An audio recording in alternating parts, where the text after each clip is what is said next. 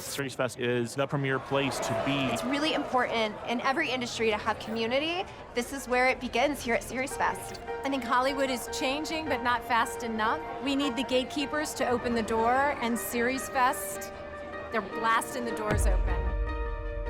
All eyes focused on the Mile High City this weekend, an ambitious and exciting new festival called SeriesFest. An international television pilot festival. Uniting artists, television executives, and producers to find the next big hit.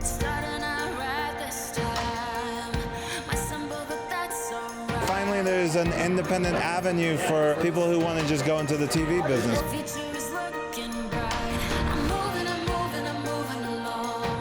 I'm Gemma Chan. It's such a great idea to have a festival dedicated to TV like this.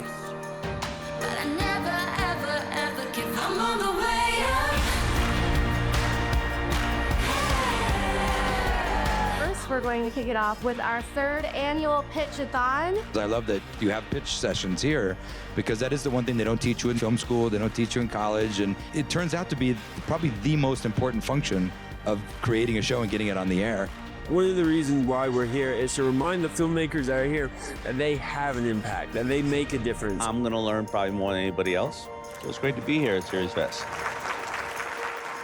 SeriesFest, what up? Thank you so much.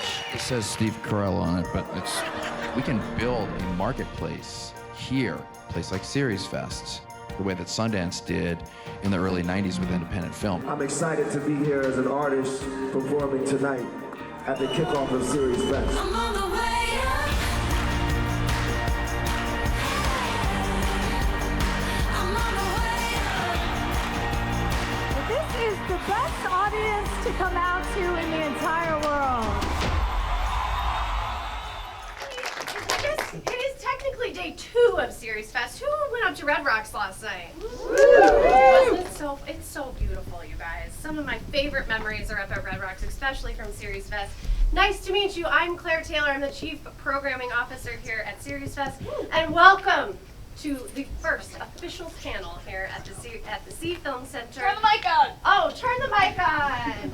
Or I can keep yelling because I was a musical theater major. And You can do that too. I can also tap dance until any of these mics work. Hello, can you guys hear me? This is how we do it, Dave. All right. Oh, I found one. Okay, I got it. Copy. All right, that's Randy Kleiner. You guys, that's a boss. She comes up here and she takes care of business. Anyways, hi, it's me, Claire Taylor, Chief Programming Officer at SeriesFest. Welcome to season 11. We're so excited to be here for a bold new era, Revry's mission to elevate the LGBTQ content. You guys, this is exciting on a number of levels. One, you're going to get to hear a lot from the Revry team on how they're navigating the television industry, but you're also going to get to hear from one of my favorite SeriesFest alums, Kit Williamson, and about how he is approaching all of the amazing work that he's doing. So first up, we are going to show you the trailer for his series Unconventional, which will be streaming on Revry. And we world premiered it here at SeriesFest last year. So to give you guys some context, we've known Kit since he had his first show with us, Eastsiders, which was on Netflix. He's an incredible talent, a generous friend, and I'm so excited for you to hear from him and the Revry guys as we are exploring their new way as they're going through the streaming platforms. I'm not gonna tell you too much because we've also got a great moderator. Anyways, let's roll this trailer for Unconventional.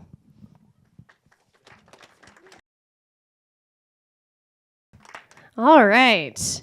One more housekeeping thing I want to do as a group is to give a round of applause to our volunteers who are going to be fearlessly guiding us through this week. Thank you, SeriesFest volunteers.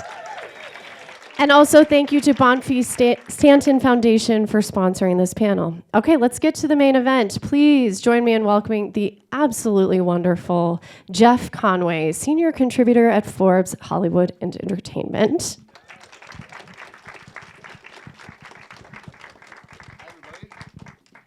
Thank you, Claire. Hello, everyone. Thank you so much for coming out to SeriesFest Season 11. Let's give it up for Season 11.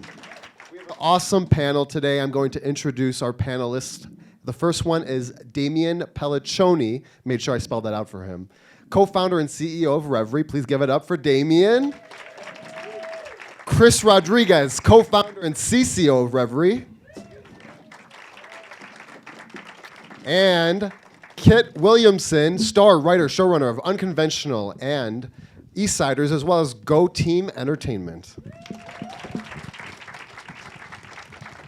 Does everybody have a mic? Yep. Oh, thank you. So I have to share really quick, first of all. We're all staying in the same hotel. Shout out to Hotel Clio. And I get down to the gym this morning, and I haven't met these two gentlemen yet. So I'm walking around, and I'm like, hi, how are you? We're all at the gym. It was the gayest thing ever. We're all at the gym at the same time. Priorities are there. At like 8 a.m. and Kit and John were there too. Yes. Yeah. Yes. But congratulations to you all. First on Revry, on everything with Unconventional. But if we can take a moment, obviously we got to see a quick blurb up here, but can you speak to the foundation of your projects and how they came into fruition where we are today? Yeah, I can start. Unconventional is a dark comedy about two eccentric queer siblings and their significant others trying to start an unconventional family in the California desert. We started working on the project back in 2018 before the pandemic, developed it at the Sundance Lab, and then Cold Iron Pictures came on board to independently finance the first season. We shot it right out of quarantine, had a 14-day COVID shutdown that turned into over a year, and then had a circuitous road to finishing the show, which we finally did thanks to having Revry come on board as a full creative partner in it, making the show Revry's first original long-form scripted series. And we're so happy to be on an LGBTQ plus platform that really understands what the show is really about.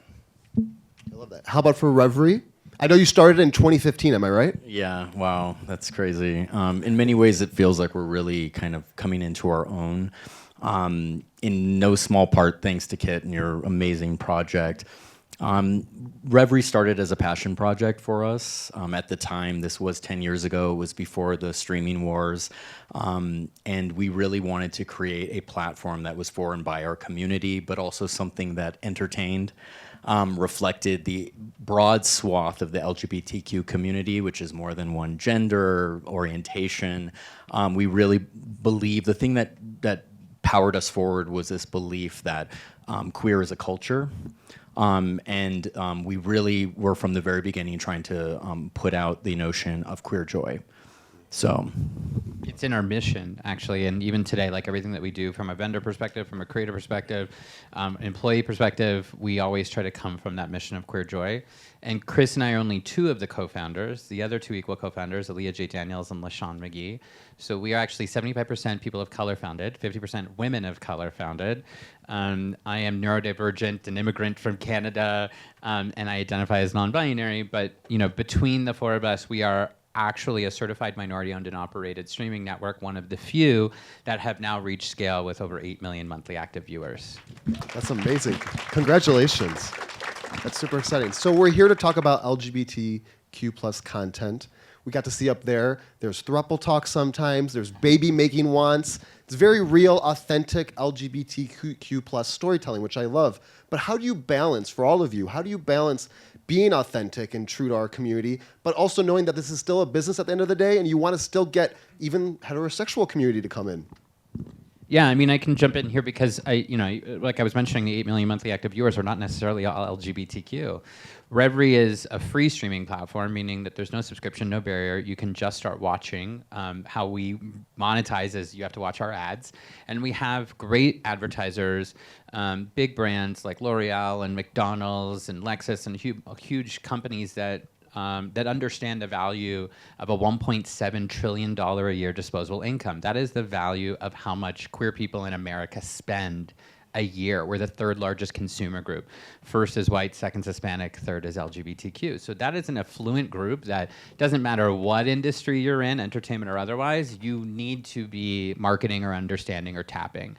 And I think one of the biggest things for us is that we have really thought about, from a holistic perspective, like how to keep that authentic for and by our community. And again, coming from that place of queer joy, finding stories that are not just the coming out or the lesbians always die, you know, the typical things that we always see in mainstream media, because it's very tone deaf to what the culture is, going back to what Chris is saying. And so that is a perspective that we're always looking at. And again, we can't qualify those 8 million monthly active viewers as all LGBTQ, and we see that as a really positive thing.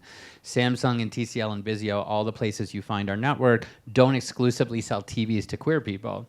And so what is really exciting is that we are tapping that allied audience. They are seeing our culture represented by us, and they're able, whether it's an advertiser or a viewer, to really understand better like how to communicate and live and normalize the queer experience. Yeah, I would just echo that. I think authenticity in storytelling is what people are drawn to, whether or not they identify as the characters. I think that that's something the industry really has backwards. They think that people will only identify with characters that match their personal identification. Well, speaking from personal experience, my favorite shows do not actually center the white gay male experience. I watch all kinds of different stories and empathize with all kinds of different characters, as long as they are real people. I think that that's the key to unlocking a broader audience. And I know from Eastsiders that cis heterosexual women are actually big supporters of LGBTQ content as well, you know. And Thank you. We're still working on you, straight guys. We're working on you. We'll get you at some point. If you want to keep a girlfriend, maybe sit down and watch it. You'll learn something. So, Damian, Chris, Kit, you know, as our society evolves and our world leaders change for better or worse, how do you adapt to the world we're in, but to make sure that we still make sure that voices that are marginalized are still heard? So, I mean, that's a tricky one. Well, I mean, here's the thing. Right now, you know, we were all had a little trepidation about going into this new political environment. And, you know, Revry's been around for 10 years, so we've been here before. These are actually the moments when it's more important to be yourself, unfiltered. It's also these moments where people are more receptive to hearing these different perspectives, which can kind of blend into the background. I think when things are going well, we've never had any issues being ourselves. And this is kind of ironic considering how we distribute. And like Damian was saying, you know, we are a standalone streaming network. You can download our app, you can go to our website, but a lot of places where we're discovered are in these mainstream environments like Pluto TV, which everyone may be aware of. One of the cool things that I like about this is the access to different types of audience, young and old. There's no barriers to entry, but also the fact that, like Damian's saying, the viewership is anyone from different backgrounds. So we have an opportunity, you know, and this is benefited too from the fact that our name isn't necessarily hitting you over the head with the fact that it's queer. This was by design, by the way. But people can come upon our content, and it's really when you see these stories about people who may not look like you where it really starts to change hearts and minds. So that's kind of the work that we've been doing from the very beginning.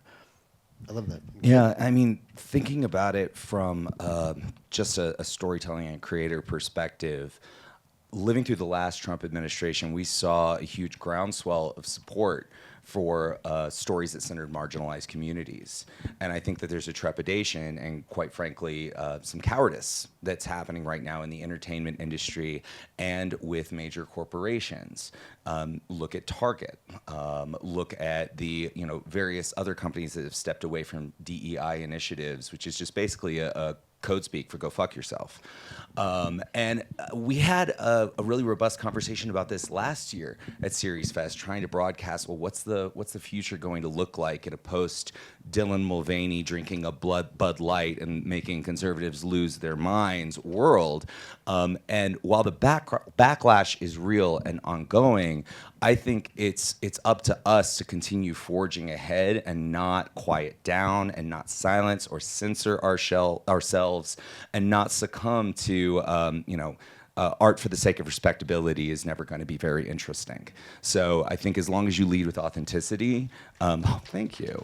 Hopefully we're on the right course. Yeah, to piggyback off of that, and Damian, you brought up the great sponsors that Revry has fortunately been able to get, which is great. Yeah. But I have no doubt there has been hurdles in getting those sponsors. So can you talk to me about the process of being sure that your work is treated the way it should be and competing with what they call mainstream media? Yeah, look, because we're an ad-driven network, we rely on the advertisers to fund projects like Unconventional or Drag Latina or our new show, King of Drag. And that's our model. Our model is very different than traditional media. We're not funding things for the sake of funding things. We're funding things that we could go to advertisers and say, you want to be a part of this. We want to integrate your brand into this in some way, or at least have your logo across it, because this is going to see a big audience on our platform. We have data, we have lots of information that will prove that, like, hey, this is going to be very fruitful for you to underwrite projects. We're not underwriting projects like Netflix and Hulu just yet. We're still a venture-backed startup. There's only 40 of us that work at the network. Actually, Alex Albright, our head of programming, who's Denver-based, is right here. You'll meet her. She'll be here at the festival tomorrow and I think maybe Friday and today. Alex has been with us for, oh my God, how many years now? Like almost 3 years, and came from MTV at Viacom. So we've got a really, really great staff. But I think, one of the biggest things is, like, we hear, look, I am not going to, I'm not going to go and say that, like, I love Big Macs and I do support McDonald's because they're a big advertiser for us. And I understand kind of the two sides to the coin, where I think a lot of corporations, and this, one size doesn't fit all. It's very different from any company. Had to, when Trump got into office, they had to look at their legal exposure, their legal risk in keeping DE&I programs versus being quiet and kind of being behind the veil. And I'll give an example. McDonald's is one of the platinum sponsors of World Pride in Washington, D.C. Yet, we're all objecting to them at the end of this month because they took away their DE&I practice. So they're still spending money with our community. They're investing in our community. They're just not doing it in the same public way because they can't get sued if they do it this way versus that way. And so I think, like, you really have to think about the two sides of the coin. On, some companies, obviously Hobby Lobbies and Chick-fil-A's, we're not ever asking for sponsorship dollars or even talking to. But there are bigger companies that do still see us and do want to support us and support the art that we're doing. But they've had to regress because of political potential backlash. Obviously, this is not a fun time for anyone living in this country because of everything that's going on. But I always say, like, now to Chris's point, like, it's more important that we exist and we get louder and prouder, because now it's a protest again. It's not a party, it's a protest. That's what World Pride in Washington, D.C. is going to be, when 4 million people ascend on the mall and the city, and we're going to be one of them. We have a float in the parade. It's our first time actually doing a float. Yeah. That's awesome. Very cool. So I know all of us in this room are professionals that are entrepreneurs in our own way. We have to wear several hats. I know you three have to wear several hats in the work that you do. Can you speak to that, about being a creative maybe in 2025? Fortunately, we have this great technology at our disposal. That's a great thing. But also can overwhelm us. We have a lot of things that we do, and I think a lot of people oftentimes don't know that we're doing more than we're actually doing. Yeah, I mean, I couldn't possibly be wearing more hats than I do on projects like this and Unconventional. Creator, writer, director, showrunner, producer, actor, music supervisor, like doing contracts and working hand in hand with the PR team and creating the marketing assets, creative direction of the photo shoots. I think that for the creators in this room, you have to take ownership of every single piece of your project. Whether or not you would traditionally be in that lane or not, nobody's going to come do it for you, and nobody's going to care more than you about the end result. And also, nobody knows your work better than you do and how it should be marketed or positioned in the marketplace. So I would just encourage everybody to throw aside any sort of imposter syndrome just because you haven't done it before, because this entire industry is filled with people who never did it before. I'm curious, too, from Revry side. Yeah, Chris. No, Chris, you want to go? You go. I was going to say, I'm like, look, one of the we've had a relationship and known Kit for years. This is our first project with him at Revry, and the moment that Kit came to us with Unconventional, I was like, oh my God, hands down, yes, we've got to figure this out. And it took about a year to get it to fruition, but it's one of those things where like Kit is an entrepreneur by trade. It's different than the type of entrepreneur that I am in the tech and operational startup kind of side of things, but you all have to have that mindset. You cannot wear one hat anymore. It just does not exist. That world and that industry has faded away. You have to think about being a mediapreneur, quote unquote. And what attracts me is not just the project and the amazing work that Kit does, but he is a hustler, right? He is someone that like we can lean on and trust in any scenario because we know that he believes in what he's doing and we want to believe in him and give that back with the platform. But I think you have to keep that mentality. You have to think like you can't, long gone are the days where you can just be a writer. You can just be an actor, unless you're, Charlize Theron or, Paul Feig, right? It's very different. But I think like you need to think of the mindset of like, how are you building a startup with your project, with your production company, and how are you going to speak to networks like Revry, small or big, to Hulu and Netflix, and how are they going to perceive you and understand your work ethic? Yeah, I mean, it's a combination of being fearless, like Kit, and being humble is probably the wrong word, but I think in many cases you have to learn the business side as well, which can be very tricky, particularly when you're negotiating with networks or even smaller production companies. I think if I could give any advice on that side, because I do interact with a lot of young, filmmakers of all different ages, is I think the best way to look at it is try to understand the perspective of who you're talking to, right? And that could be a financier, that could be a network like us, but I think the best way to kind of get a deal going, or at least get on their radar, because like in many cases we'll talk to folks that the project is not right for the platform, but like Damian was saying, you kind of get that energy from them. They do stuff on their own, they can really make something work. But the ones that really get it are the ones that like look at Revry and are like, hey, and it's not just like researching, right? It's like, hey, I understand what your business model is, and like recently I had a filmmaker come to me with a project. He's like was trying to finance a second season, but the project is really good, but it's a little racy for Revry, and we are free, right? And that's the one caveat with having a free platform, is we can't go too crazy on the raciness. So rather than, like, in the middle of his pitch for season 2, he kind of stopped and was like, you know what, I think I'd rather pitch something else to you. And that was more in line with what we needed. And he saw that we had holes in our programming for like game shows. And he started to pitch me that. And I'm like, that is the right thing to do. Like, you understand, and you don't have to sacrifice your what you want to do, your authenticity. It's just about adjusting. And I think this is where the humbleness, or like kind of understanding the bigger picture, can really get you through the door. And I think, like, also just to kind of add, like, don't be afraid to ask questions rather than pitch first, right? So the best producers that come talk to us are like, hey, what are you looking for?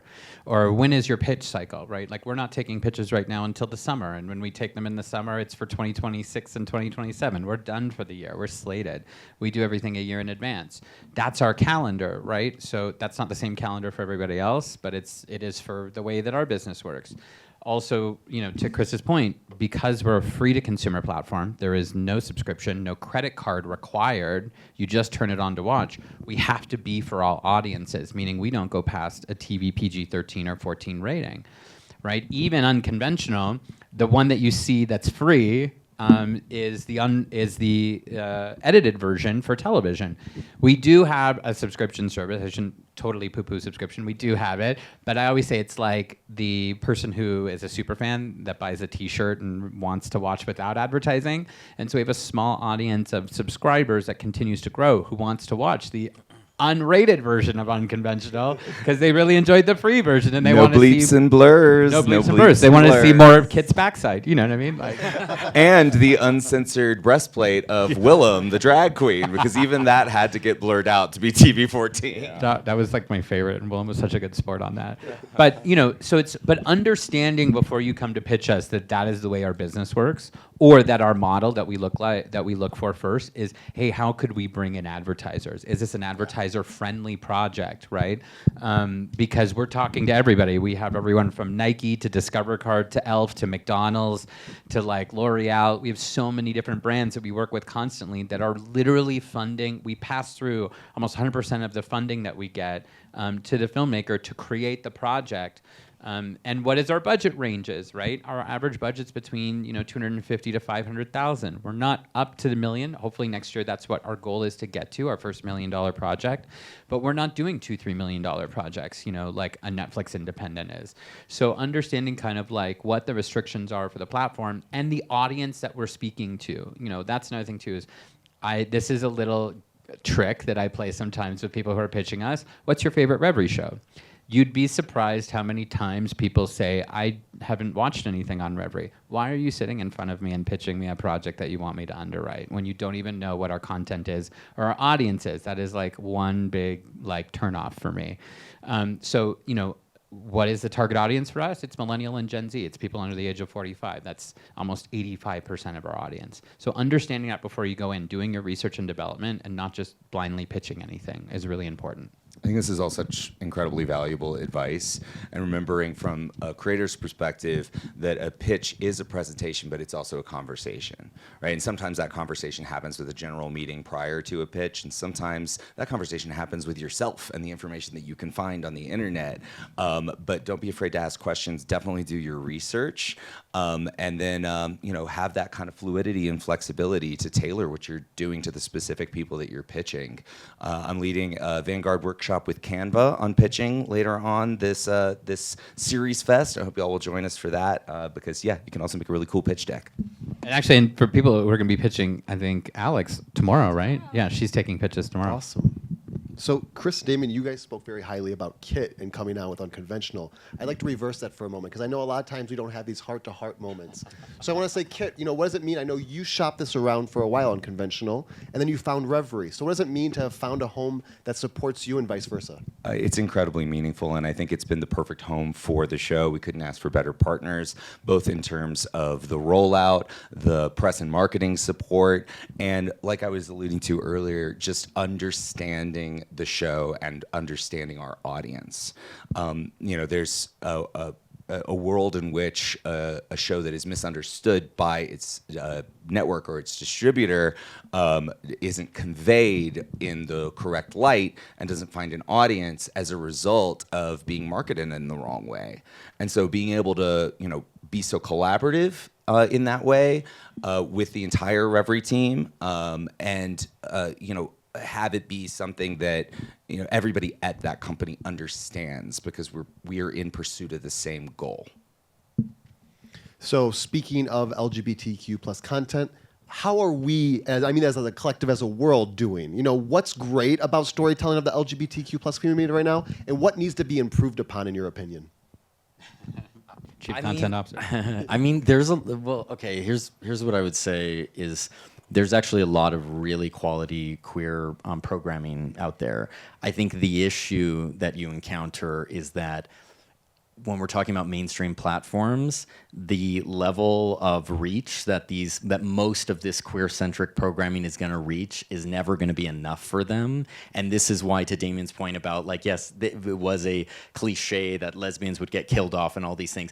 But in a similar way, it's a cliche that these very, very popular queer shows that are embraced by the community are canceled after a couple of seasons. I think a good example is Somebody Somewhere with Max. Which me and Damian personally loved. That was actually one of the ways we got connected with Murray Hill. Well, we were connected before, but it really just comes down to dollars and cents, and I think that's the problem. And I love that mainstream networks embrace different perspectives or cultures, or however you want to kind of say it. They're not genres, or at least queer isn't a genre. But this is, I think, where we've been able to flourish over this past 10 years. And granted, this was a build-up, right? It didn't. I was telling Damian it took us 10 years to be an overnight sensation, and I'm kind of joking about that, but during that time, that's kind of how we were able to survive, by really focusing on this community and allowing it to flourish and stay put with these stories without having to cancel them and move on to something else. You've heard of bury your gays. Well, it's now cancel your gays, Yeah. like what Chris was alluding to. And if you look at the GLAAD media reports for the last 5 years, we've seen a nosedive in representation, with even fewer characters projected to return to television shows across network, streaming, and cable in the next year. You saw a groundswell of support in the previous Trump administration, but most of that was developmental. I think it's important to understand the difference between development and acquisitions, and the difference between greenlighting and developing a show, right? Every queer storyteller that I know was working a lot in the previous Trump administration, because there was this sort of gold rush, this gay gold rush. And prior to that, we had a lot of shows being greenlit because there were the subscription wars, and they were trying to appeal to quote unquote niche demographics in order to get you to sign up. And then they decided that they didn't value you in the same way. Well, I say vote with your dollars, gays, theys, and girls. Let's go. If we're not welcome here, let's go places where we are. And they may not listen to anything else, but they'll listen to dollars. That always comes down to it. I was gonna say, it's so funny. It's like the way that you describe that kid is perfect, and it's almost like they had clickbait, right, with like those shows that they would greenlight and then immediately cancel after like a second or third season, even though, case in point, like somebody somewhere won a Peabody Award and then they go and they cancel it. I just don't understand. We've been talking about the hurdles between Revry and unconventional that have happened, being an up-and-coming video streamer and an up-and-coming show, but I feel we don't talk about the blessings of being an up-and-comer. You know, there's some creative liberties that you get, and less of a leash that, say, the Netflix and the Hulus get. Can you speak to the blessings that you have within your situation right now? Yeah, I mean, well, this is kind of why we started the network, actually. It was because we saw an opportunity to create a true independent network without gatekeepers.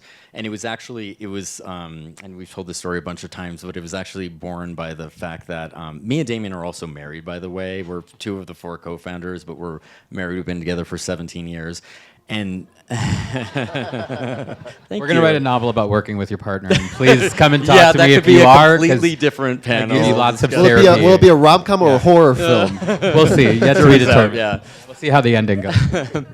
But this was in 2015, and I broke my iPhone, and we were in Vegas, and we went to the Apple store, because back in the day, you would go to the Apple store to get your phone fixed. And it was when the new Apple TV came out, and it was the 4th generation, and this was the first time that they allowed third-party developers to develop apps just the same way that they had previously allowed for your phone. Because it used to be with Apple TV that they would only come pre-installed with Netflix and Hulu, like the 2 majors at the time. And I know that this, maybe not everyone would have this idea, but from this was actually Damian's idea. He immediately went like from third-party developers, Apple TV, you can make your own network. And we even went into it expecting someone had already developed something like Revry, and they hadn't. And so it was really, really born by this, like, loosening the constraints of the gatekeepers, like I was saying. And, you know, some of us worked for the gatekeepers. At the time, I was actually at MGM United Artists, and I was the production attorney for the show Shark Tank, which was like, you could not be more corporate than that. But it taught me a lot in terms of, like, the value of being free and independent.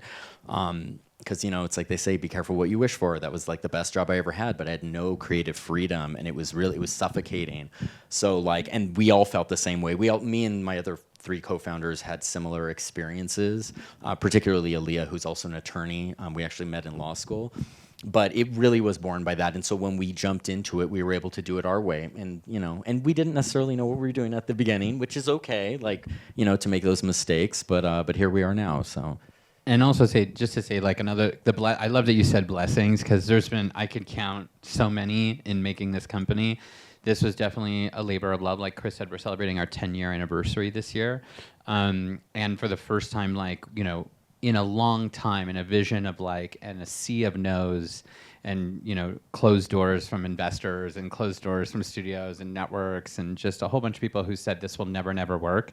I always think we have the Madonna quote, the most controversial thing that I've ever done is to stick around. And so I feel like we're doing that right now. It's my next tattoo. But one of the biggest blessings for me, and I tell this story a lot, but I think it's relevant for this audience, is when in 2019 I was asked to keynote speak at Kashish, the LGBTQ film festival in Mumbai in India, and I had made friends with them because I went to Sundance earlier that year, and the executive director said, "You should come." And I'm like, "I'm dying. I always want to go to India. This is so cool." For context, they had only decriminalized being LGBTQ 1 year prior in 2018. And in 2017, only a year after Revry started, 2 years after Revry started, we had licensed this lesbian Hindu English drama series called The Other Love Story that was a British producer, Harini Dadala, who produced it in Bangalore. And we saw this explosion of traffic from India.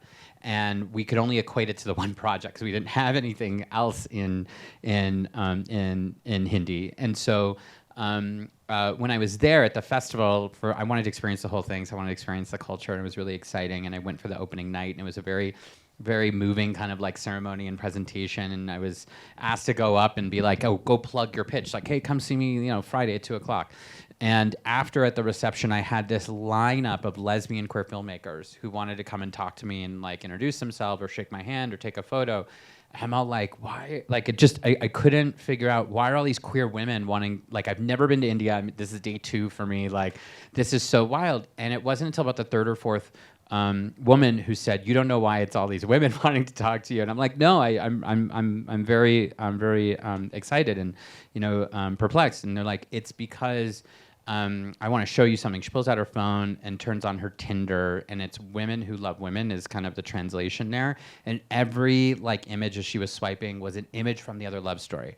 So it was how queer women were identifying for fear of like discretion of losing their jobs or their families or being outed. They were using images from the project that we had released as an original to identify themselves as lesbian or queer female. And I started crying. I was like, "Oh my God, I can't believe that we're having this blessing, this impact on a part of the world that none of us have ever been to, let alone I wouldn't have been here had it not been asked to speak." And I woke up Chris and Aaliyah and LaShawn like 15 hours earlier in LA because of the time difference. I'm like, "Guys, this is really fucking cool." Because we're seeing the impact of what we're doing on our culture in places in the world that we never thought that we'd even venture to. So that is probably, for me, one of the greatest blessings I've had in creating this business. That's beautiful. Thanks for sharing. Kit, how about for you? Yeah, when people use my pictures on dating apps, it's not as heartwarming. I don't get it. Bunch of catfishes out there of Kit? Wow. I think that Unconventional and E-Setters before it are both shows that would not have been greenlit through the traditional development process. I don't really think there's ambiguity about that because there is a long line of queer showrunners and show creators who are way more successful than I am, who I'm sure would love to have queer girls on the air. Right?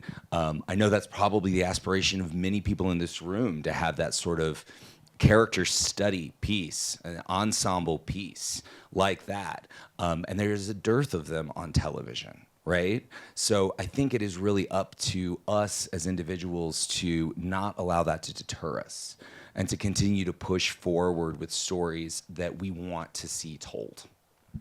So we're going to open up to Q&A in a moment, but before we do, we're also going to have a surprise from Revry right after that as well. But beyond that, can you speak to what's up ahead for Revry? What can people expect? What can people expect from your shows and your collaborations?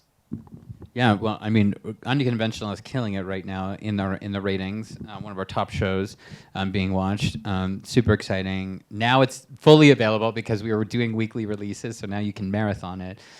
Which is great. We have our GLAAD Award-winning series, Drag Latina, hosted by Carmen Carrera and Phaedro, which is in English and Spanish, the only intersectional Hispanic drag competition series. We were really excited that we won that GLAAD Award in season 2, which was really exciting. So we're back in production for that this summer and a release later on this winter. We have our IVL, the International Vogue League. So those who know Pose and Legendary, we've always been supporting the ballroom community for years. I myself am a huge ballroom spectator, as they call it. Lots of friends in that. And we've had a couple of specials, Pride Ball 23, Pride Ball 24, and Halloween Ball, hosted by Deshaun Wesley, who is the host of Legendary on Max. Also, our lead judge is Naomi Maldonado, who you recognize from Legendary and Max. So we are actually just about to announce, probably publicly for the first time today, but World Pride Ball. We're actually the official Vogue Ball at World Pride in DC. Come if any of you there. It'll be Thursday, June 5th. Tickets are free. I'll give you my card afterwards if you want to join us. And by the way, just for those who don't know, the IVL, it's queer sports. Yes. This is the innovative thing that we did, right? We're not just filming balls. For anyone who's been to a Vogue ballroom competition, we changed the format and we're packaging them as queer sports, which is blowing everyone's mind. It's 13 cameras with like actual sportscasters and replay, a whole judges booth, scorecards, referees. Like we basically like took the idea. Legendary was great, but they did it in a very different made-for-television format. We made it like you're watching WWE or Major League Baseball because these are real competition. They're like $10,000 categories, $5,000 categories. They're competing, and it is a very hard sport for the folks who know ballroom. So it's one of my favorite shows that we make. And so World Pride Ball will be on June 5th in DC, and then we'll have the float right afterwards. But after our Q&A, you probably read my shirt, Book Drag Kings. And some of you may have heard of our new show, King of Drag, the world's first drag king competition series, hosted by Murray Hill. Thanks. We announced that. We've been working on that for 3 years, actually. You'll read this in my bio on my Instagram as well. Besides being a ballroom spectator, I am a big drag king enthusiast. I have a lot of friends who are drag kings. Sometimes I self-identify as a drag king. And it's the spectrum of king artistry is just as big, if not bigger, than queen artistry. And so when we announced this in Variety with Mark Malkin, the trending hashtag was finally within the drag king community, because 17 seasons of Drag Race and 14 international seasons, they're yet to cast a drag king. To me, that's exciting because I love to be the first. I love to be a disruptor of things, and we developed this in-house. Kristen actually created the show with a bunch of drag king friends who are producing, and our producers, The Silo. We shot it in March. We have the most amazing cast besides Murray, which you'll see in a sneak peek trailer that technically I should not be showing, so please turn off your cameras. Do not share anything. This is embargoed for any press in the room, because tomorrow we have the headline in the trades, which will show this trailer, so you'll see this come out. But I wanted to show it at SeriesFest because I do think that one of our contestants is actually a king from Denver, which you will not see in the trailer. You're just going to see all our judges in the trailer. So definitely, if you are part of the king community, whatever city you're in, support the kings because they're from all over the country, and it's going to be a really exciting 6 episodes that starts airing on June 22nd. And by the way, going back to what you were saying about being independent and having that freedom, we were pitching this to advertisers for 3 years, and no one would touch it. No one knew what a drag king competition was. No one knew what a drag king was. They didn't know what a drag king was. Mind-blowing. And we eventually got sick of it, and we're like, no, we believe in this. This is the time, and we just did it ourselves. So that was definitely a moment of that freedom. And then in the last minute, I'm serious when I say like 2 weeks before we started production, Elf Cosmetics came in and underwrote half the production. That's amazing. Right? Because our sales team was saying to all of our sponsors, and I'm wearing Elf. Everything I'm wearing right now is Elf. I've got on their daily moisturizer with hyaluronic acid and Walking 30 degree advertisement SPF. Power Pump, the power serum. I know the whole product line now. But it's ironic because Elf is a brand that pushes the limits and takes risks. And one of the things that we were really, our sales team was pushing on them to like, you want to do this, you want to be the first, this is going to be really big. And they came in in a big way. And all the kings were super excited, and Murray and all of our guest judges, and we gave away so much makeup, and you'll see it throughout the entire show. But there are brands that will align with what we're doing. and they didn't touch our creative at all. They're like, cool, what do you want to do with us? And we're like, let's drag kings. It's easy. Like, we'll use the makeup. But it was one of those things where, like, don't be afraid of brands and marketers and agencies, because they are willing to listen to you when you align with the right creative. Yes. Before we open up the Q&A and then we show King of Drag, I want to give Kit a minute to talk about your side of everything ahead for yourself. Oh yeah, well, I have a couple of projects in development. I've been putting together a slate that I'm about to start announcing. Again, not announced yet, but I'm working on an adaptation of my best friend's New York Times bestselling young adult novels, a teen detective series. I won't tell you anything more than that, but that's going to be announced in a week or so. And writing a couple of projects on the independent side as well. And then there's also just kind of living out the full life cycle of a season of television, right? We've gone through our release. We're now available to binge watch. We're going to be coming to video on demand on other platforms and doing an international push. So, you know, that's something that you see from Netflix to CBS to Revry. Every single show has a bigger life, and understanding kind of how many ways in which you can get your show out there is something that I think is a really important thing to wrap your head around as a creator. And also, yeah, it's going to take a really long time. It's going to be a lot of work. But you're here for it. But I'm here for it. I'm excited. So we want to open up to you all. Do you have any questions? Yes, right in the middle. Yeah, hi. I feel like, you know, for a while, because of gatekeepers, YouTubers and TikTokers came in and kind of filled in the void of queer content, right? And when I talk to a lot of younger people in the queer community, they've never seen or heard of series like Sort of, Feel Good, The Bisexual, even the A League of Their Own reboot, which had like such a big budget. What are you guys doing to try to convert those younger viewers to be like, it's not like it used to be, like there's great content out there? Yeah, I mean, look, marketing is everything, right? And I'll give you an example. We do work with creators. Tony Talks, very affluent black queer creator from Atlanta, came to us with his musical feature film that he created based on his character Cassandra. It was amazing. Like, we were like, no, this is great. And Tony's got over 2.5 million followers between, you know, TikTok and Instagram. Let's take a risk on this and let's program it and let's see what happens. And we did a whole premiere in Atlanta because he encouraged us to come do it in Atlanta, which was great. The amount of attention that we've had on social with that project has converted people into watching things on Revry. Now, are they going to necessarily know A League of Their Own or these legacy type media things? Not necessarily, because it's generational. However, and I'll let Chris talk to this, like, he licenses legacy work from Warner Brothers and Lionsgate and BBC, and we recontextualize that for that younger demographic, or sometimes for the older demographic who were trying to just get to watch more of the content. Yeah, it's and I don't know. That's Alex's job, actually, as head of programming. Yeah, she's the brilliant one at that. And I don't know if this totally answers your question, but part of this is almost like Damian was saying, re-educating the community. And in our case, we do obviously focus on the queer community, but it's funny. It's funny because, like, we're in our early 40s, and but like the Botox and filler. And the institutional memory for a lot of our culture is really, really short. So it's actually kind of, because I'm in this position, like, I'm the chief content officer, so I do a lot of the licensing. I do all of the licensing for our films, and it's only relatively recently that some of the major studios have opened up their libraries to us. But the problem that I've encountered is that there actually isn't that much queer content that was made over the past 40 years. It's actually a very vanishingly small amount, right? So we have to be kind of creative in things that we select. But then the other aspect is a lot of people nowadays, the younger audiences, they don't necessarily know this content. So I think the way that we bring in these younger viewers is by having really strategic, creative marketing stunts with influencers, where they have, it's like the partnership with Tony Talks.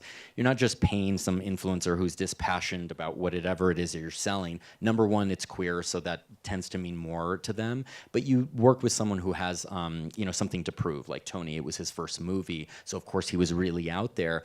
And then you use creative programming, which is, again, what Alex does, to try to like bring people in and then get them to stay and this is the same with unconventional. A big part of the artistry of running a primarily linear network, which linear is old to a lot of these, like the younger generation, but it's actually, I very much believe in it because it's really how you can like build a painting, like create a painting with different pieces of content. And the other advantage of that is you're introducing them to some of these older movies. Like the one that always kind of baffles me is there was this movie called Drop Dead Gorgeous with Kristen Dunst. The best. Allison Janney? Yes, Allison Janney. Most smartest? Christy Ellie, yes, most smartest.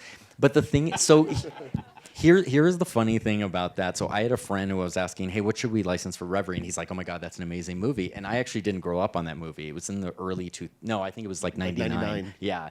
So, wow, okay. I know. Super fan. Super fan. Huge. Go on. But the funny thing is, so movies like that, totally embraced by the queer community. There's this group of people who totally remember and love it, but no one else is asking for it. So it's held by Warner Brothers, and I approached them. I'm like, can I license this? And they're like, sure, nobody wants it. So I didn't pay exclusive, but we have been Still for the today, past we're the year. only streaming service. You can't even rent it on Amazon Prime. You can't even rent it because people are they're not thinking about that. So it's about finding these tentpole, like just being very creative with your programming, and then again, building a rich tapestry where people can discover newer stuff that you're drawing them towards. Like when you watch Unconventional on our live channel, right afterwards we'll go into like Party Down, which is an old series from Lionsgate, or Ab Fab, which we have from the BBC, which, come on, everybody loves Ab Fab.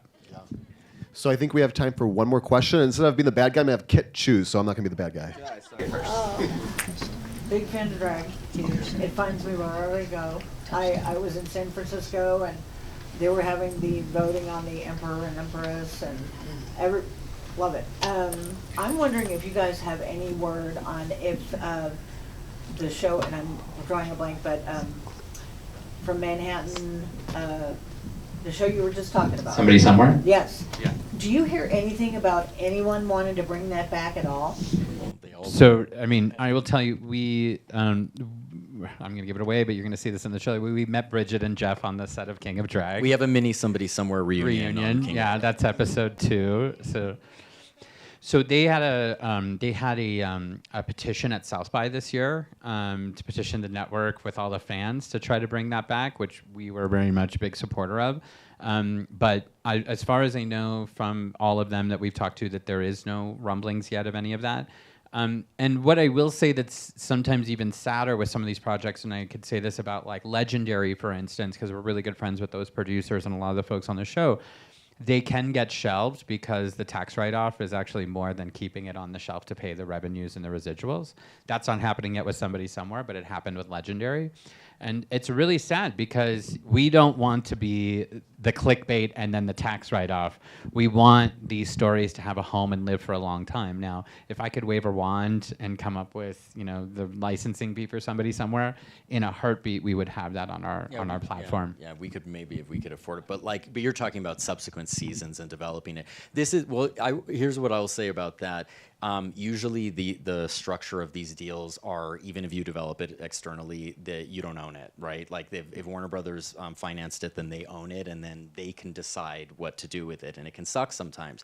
But that's not always the case, and actually there is a growing trend of different sort of deals. What's the movie Sinners? the 25-year deal, yeah. Ryan Coogler. No, that is unheard of. If you haven't heard, in 25 years, he'll have the entire rights to this IP revert back to him. If there's more deals like that, which I encourage them there to be, and if Warner Brothers did it, sure, why not? Then we can be in a situation where we don't have to have these amazing stories just reach dead ends. And I think you have to really think creatively on your deal making, right?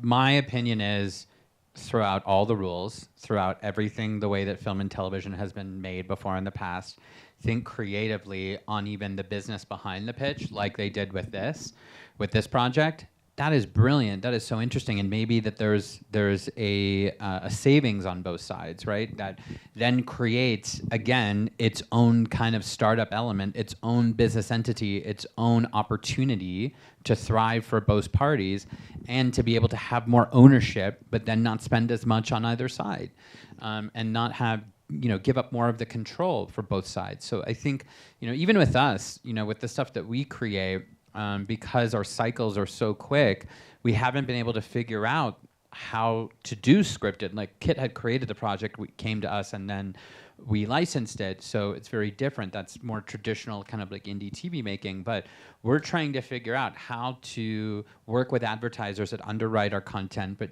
yet they want things turned around, like from idea to distribution with 6 months or less. How could we do that with scripted? There is I see people shaking their heads, but there is a model. The difference is, it's not just up to us to figure it out, it's both sides to figure it out. We've got to get creative, and again, throw out the rules, throw out everything you've been taught. So for folks who are shaking their heads, there is a way to do it. You just got to open your mind to think about, if that's the new way that television is going, and that's the way it's going to be created, now how could I create something that fits that model, and that where we could work together on building an opportunity? So before we go, we have the world premiere Revry exclusive. Yes, embargo, Look, no phones. No phones, please. So of King of Drag. Woo! Well, Damian, Chris, and Kit, thank you for being with us today. Can we please give them a round of applause? Thank you. Yes. And thank you all for coming, whether you identify as LGBTQ+ or not. We appreciate you being here. Thank you to Claire, Randy, and SeriesFest for also championing our stories. Enjoy the rest of SeriesFest. Thank you again for coming.